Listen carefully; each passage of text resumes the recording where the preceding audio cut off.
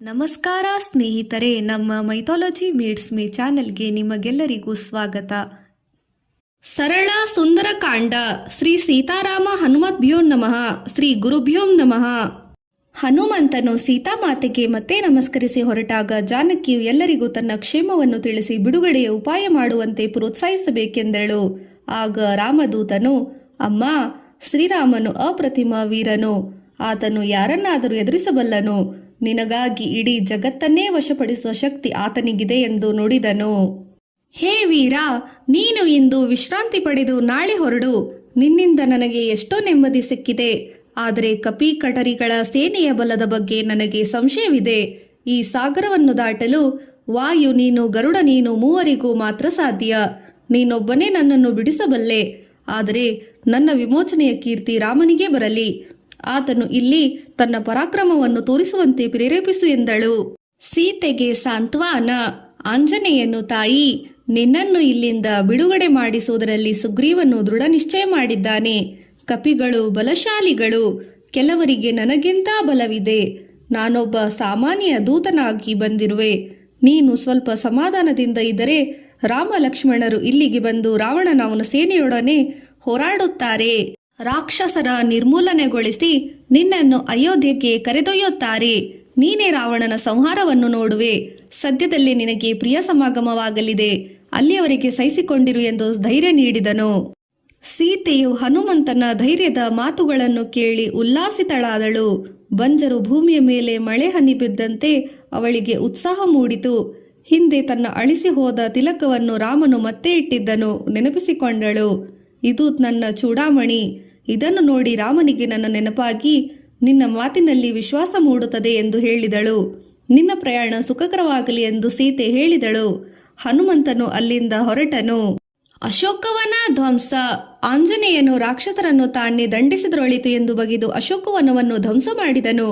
ಇದರಿಂದ ರಾವಣನು ಸಿಟ್ಟಿಗೆದ್ದು ಯುದ್ಧಕ್ಕೆ ಬರುವಾಗ ಆಗ ರಾಕ್ಷಸರ ಸಂಹಾರ ಸಾಧ್ಯವಾಗುತ್ತದೆ ಎಂದು ತಿಳಿದು ವಾಯುಸುತನು ಸೀತೆ ಇದ್ದ ಸ್ಥಾನ ಹೊರತಾಗಿ ಅಶೋಕವನವನ್ನು ಹಾಳುಗೆಡವಿದನು. ಅಲ್ಲಿನ ಲತಾಮಂಟಪ ಉದ್ಯಾನವನ ಬಾಗಿಲಲ್ಲಿ ನಿಂತ ಅವನ ರಾಕ್ಷಸರಿಗಾಗಿ ಕಾದು ನಿಂತನು. ಅಶೋಕವನದಲ್ಲಿ ಕೋಲಾಹಲವಾಯಿತು. ಮರಗಳು ಮುರಿದು ಪಕ್ಷಿಗಳು ಕೆಲಕಾಲ ಶಬ್ದದೊಡನೆ ಚದುರಿದವು. ಲಂಕಾ ನಿವಾಸಿಗಳಿಗೆ ಭಯವಾಯಿತು. ಎಚ್ಚರವಾದ ರಾಕ್ಷಸರು ಮಹಾಕಪಿಯನ್ನು ಕಂಡರು. ಹನುಮಂತನು ತನ್ನ ದೇಹವನ್ನು ದೊಡ್ಡದಾಗಿ ಬೆಳೆಸಿದನು. ರಾಕ್ಷಸಿಯರು ಸೀತೆಯನ್ನು ಯಾರೀ ಕಪಿ ಎಂದು ಕೇಳಲು ನೀವೇ ತಿಳಿಯಿರಿ ಎಂದಳು. ಅವರೆಲ್ಲ ಹೆದರಿ ದಿಕ್ಕಾಪಾಲಾಗಿ ಓಡಿ ಹೋದರು.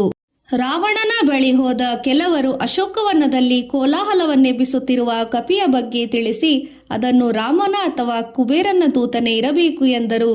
ಸೀತೆ ಇದ್ದ ಸ್ಥಳ ಹೊರತಾಗಿ ಅಶೋಕವನದ ಉಳಿದ ಎಲ್ಲಾ ಜಾಗ ಹಾಳಾಗಿತ್ತು. 80,000 ರಾಕ್ಷಸ ಯೋಧರು ಆಗ ಅಲ್ಲಿಗೆ ಬಂದು ಆಯುಧ ಪಾಣಿಗಳಾಗಿ ಹನುಮಂತನ ಮೇಲೆ ರಗಿದರು. ಹನುಮಂತನು ತನ್ನ ಬಾಲವನ್ನು ನೆಲಕ್ಕಪ್ಪಳಿಸಿ ನಿಂತನು. ಲಂಕೆ ನಡುಗಿತು. ಲಂಕಾನಗರದ ಮಹಾದ್ವಾರದ ಆಗುಳಿಯಿಂದಲೇ ಅವನು ರಾಕ್ಷಸರನ್ನು ಬಡಿದು ಕೊಂದನು. ರಾವಣನಿಗೆ ಕಿಂಕರರು ಎಂದರೆ ಸೇವಕರು ಈ ವಿಚಾರವನ್ನು ತಿಳಿಸಿದರು. ಅಷ್ಟರಲ್ಲಿ ಆಂಜನೇಯನು ರಾಕ್ಷಸರ ಕುಲದೇವತೆಯಾದ ಸ್ಥಾನದಲ್ಲಿ ಚೈತನ್ಯವೇರಿ ಕುಳಿತನು. ಶ್ರೀರಾಮನಿಗೆ ಜಯವಾಗಲಿ, ಸುಗ್ರೀವನಿಗೆ ಜಯವಾಗಲಿ, ನಾನು ಕೋಸಲೇಂದ್ರನಾದ ರಾಮನ ದಾಸ ಎಂದು ಘೋಷಿಸಿದನು. ರಾಕ್ಷಸರು ಭೀಕರ ಧ್ವನಿಯಿಂದ ಕೂಗುತ್ತಾ ನಾನಾ ಬಗೆಯ ಆಯುಧ ಹಿಡಿದು ಆತನ ಕಡೆಗೆ ನುಗ್ಗಿದರು. ಸಿಟ್ಟಿಗೆದ್ದ ಮಾರುತಿಯು ಚೈತ್ಯ ಚಿನ್ನದ ಕಂಬವನ್ನು ಕಿತ್ತು ಆದರಿಂದಲೇ ಅವರನ್ನೆಲ್ಲ ಕೊಂದನು. ಚೈತ್ಯವನ್ನು ಸುಟ್ಟು ಹಾಕಿದನು. ಆತನು ಕಂಬವನ್ನು ತಿರುಗಿಸುವ ರಭಸಕ್ಕೆ ಬೆಂಕಿ ಹುಟ್ಟಿತು. ರಾಕ್ಷಸರ ವಧೆ. ರಾವಣನು ಪ್ರಹಸ್ತನ ಮಗ ಜಂಬೂಮಾಲಿಯನ್ನು ಹನುಮಂತನನ್ನು ಕೊಲ್ಲಲು ಕಳುಹಿಸಿದನು. ಅವನು ಮಹಾದ್ವಾರದ ಮೇಲೆ ಕುಳಿತು ಮಹಾಕಪಿಯ ಕಡೆ ತೀಕ್ಷ್ಣ ಬಾಣಗಳನ್ನು ಪ್ರಯೋಗಿಸಿದನು. ಹನುಮಂತನ ಮುಖದಿಂದ ರಕ್ತ ಸುರಿದು ಅವನ ಕೆಂಪಾದ ಮುಖವು ಅರಳಿದ ತಾವರೆಯಂತೆ ಕಂಡಿತು. ತನ್ನ ಪಕ್ಕದ ಬಂಡೆಯನ್ನೇ ಕಿತ್ತು ಜಂಬೂಮಾಲಿಯತ್ತ ಎಸೆದನು. ಮರಗಳನ್ನು ಬೀಸಿದನು.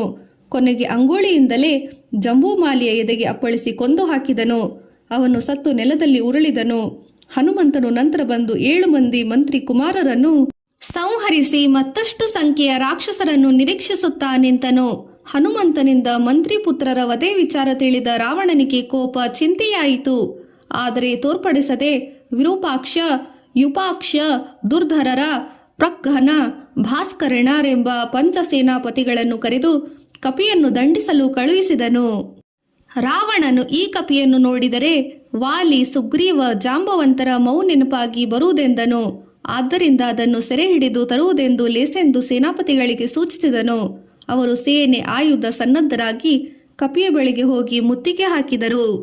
ಹನುಮಂತನ ಮೇಲೆ ನಡೆದ ಬಾಣಗಳ ದಾಳಿ ಪರ್ವತದ ಮೇಲೆ ಹುಲ್ಲುಕಡ್ಡಿ ಎಸೆದಂತೆ ವಿಫಲವಾಯಿತು. ದುರ್ಧರ, ವಿರೂಪಾಕ್ಷ, ಪ್ರಗನ ಹಾಗೂ ಇತರರು ಸತ್ತು ಹೋದರು. ಹೀಗೆ ಸೇನಾಪತಿಗಳನ್ನು ಸೈನ್ಯ ಸಹಿತ ಕೊಂದ ಆಂಜನೇಯನು ಕಾಲನಂತೆ ಮತ್ತೆ ಮಹಾದ್ವಾರದ ಬಳಿ ನಿಂತನು.